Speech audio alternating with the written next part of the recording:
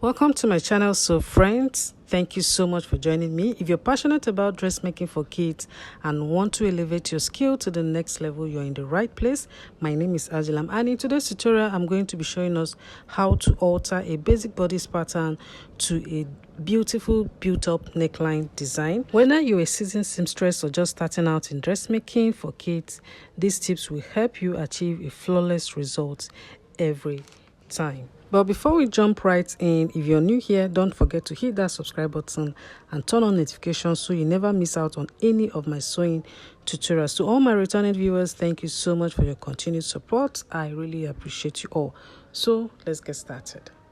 The first thing to do is to draft out your basic bodice pattern, and I'm going to be starting from this front side.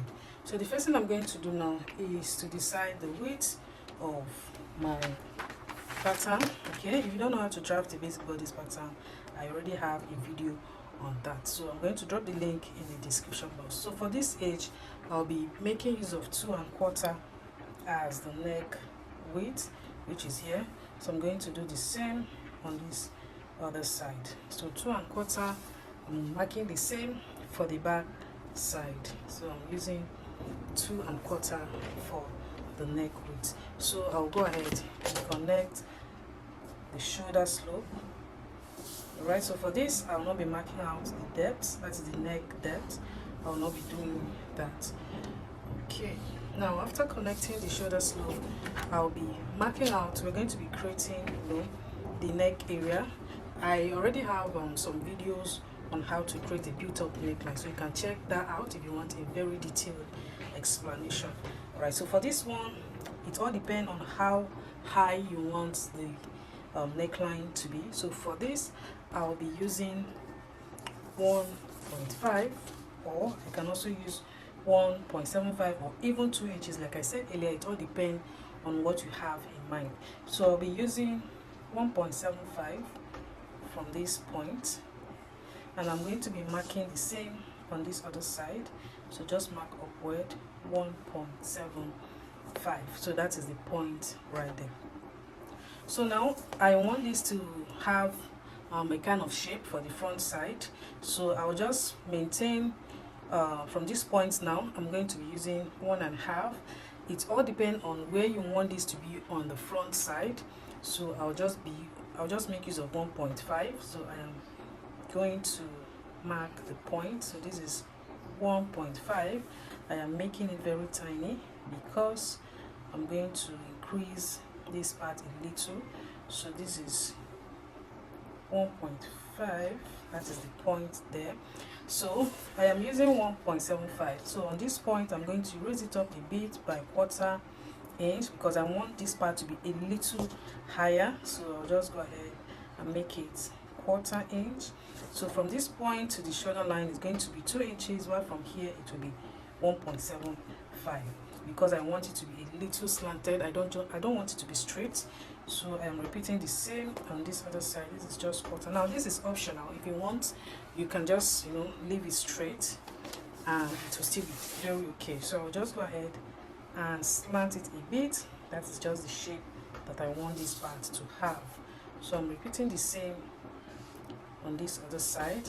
So I just slanted that. So I'm going to connect it straight. I will not be curving that in because of this design that I'll be creating. There's no need to use this part to curve it, and just connect it straight to the neck line. Okay, like this. I'm repeating the same on this other side. Now this is the shape that I have. I'll come over to this waistline and I'll mark 1 inch on each side. But before that, I am going to note the midpoint because that is going to serve as the guide of where I'll be ending the neck depth. So this is my midpoint. I'm on midpoint. I'll just make that point visible. I'll be using this later, so I'm going to keep it aside. Now I'm going to come down. Like I said, I'll be marking 1 inch on each side from the waistline. Now this part you can also decide to increase it or reduce it. It all depends on what you want to achieve at the end of the day. So I'm marking 2 inches, 1 inch on both sides. Okay, then I'm going to end it on this armhole line. Remember I said you should note it because we're going to be making use of it later. So I'll go ahead and connect this straight from that point. Okay, meanwhile I would like to remind us that our online classes are on. If you're interested in any of them, we have different classes for different level in sewing. So if you're interested in any of them, can you send me a WhatsApp message so I can forward the outlines for you to make your choice. All right, so like I was saying, this is where we are. We've connected the point. So I'll come again from this armhole line. Okay, at this point we are creating the neck depth. So from this armhole line, I'll just go up by 1 inch. Now this part depends on how open or small you want your neckline to be. So all I need to do is to connect from this point now to this point. You can use your straight line, you can use a curved ruler, whichever one you prefer is also good. So I'll go ahead and connect it using my straight ruler. Now this is what the neck depth will look like. You can see that it's not that too open, it is very okay the way I just want it. Now this is the shape that we have so far. At this point I'm going to be showing us how to create the design that is on this shoulder area. Alright, like I was saying, I'm going to be creating the design that is going to be on this front side, and then we're going to be working on the shoulder slope. So all I need to do is to mark 1/2 inch on the shoulder slope starting from this point. So I will just mark 1/2 inch. You can also make it 1/4. Like I said, it all depends on how free you want the neckline part to be. So this is 1/2 inch there. So I am going to use my curve to blend that part in from this line. Okay, you can easily use your free hand just a little and blend it in to end on that point. Now you can see what I have there. Just blend it in very well and repeat the same on the other side. Okay, now this is the new shape that I have on this neckline. So all I need to do is to use my ruler now. From that point I'm using this curved part of my ruler and then blend it to join to this part. Okay, so just blend it neatly. Okay, now this is the shape that I have. So I'm going to repeat the same on this other side. Just blend it in. Okay, so now this is the shape that I have. This part you can use your sequin, you can use any fabric of your choice to create this look. So at the end of the day this part is off. Okay, now I'll come to this shoulder end and I'll be marking out 1/2 inch. Now it all depends on how open you want this part to be after sewing. So I want mine to be very obvious because that is part of the beauty of this design. So I'll just mark 1/2 inch from that end and I'll do the same on this other side.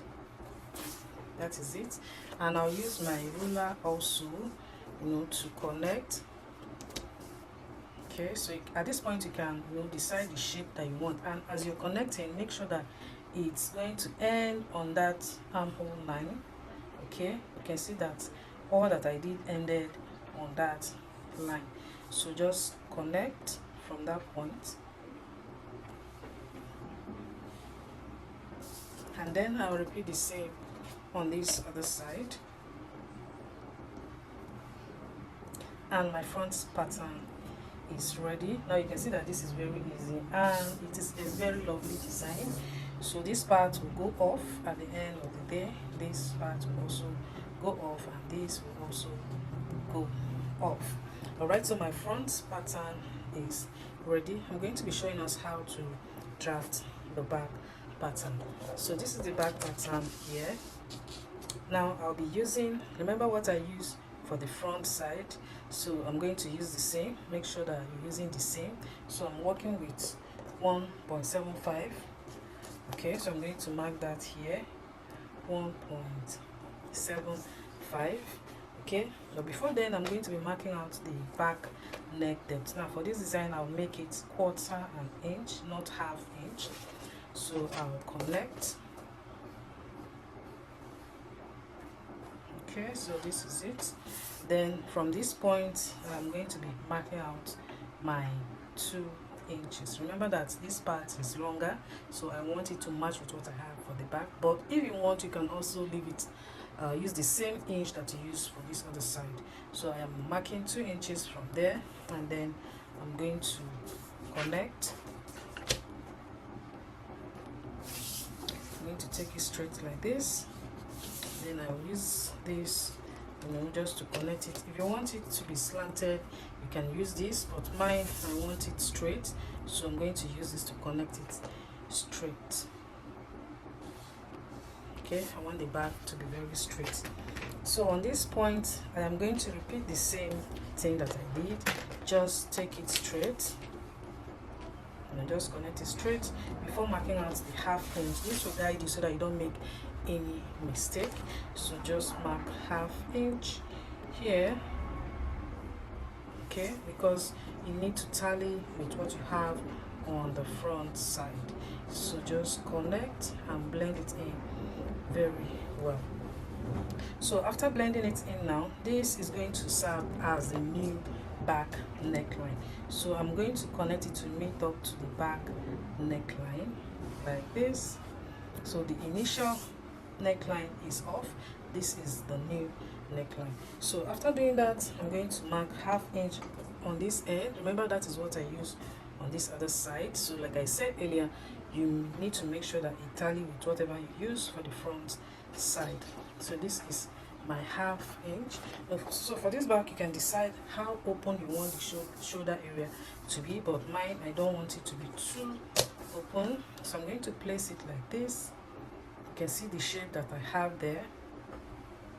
Just place it and connect to meet up to this neck depth. So just connect. Okay, now these parts will go off so that it will create the design that you're seeing at the back side. So this is how to quickly draft this beautiful pattern. So if you want to see the sewing part, kindly let me know in the comments, and then I'm going to bring it up on my next tutorial. So I'm going to cut this so you can see the final shape or the look of this pattern.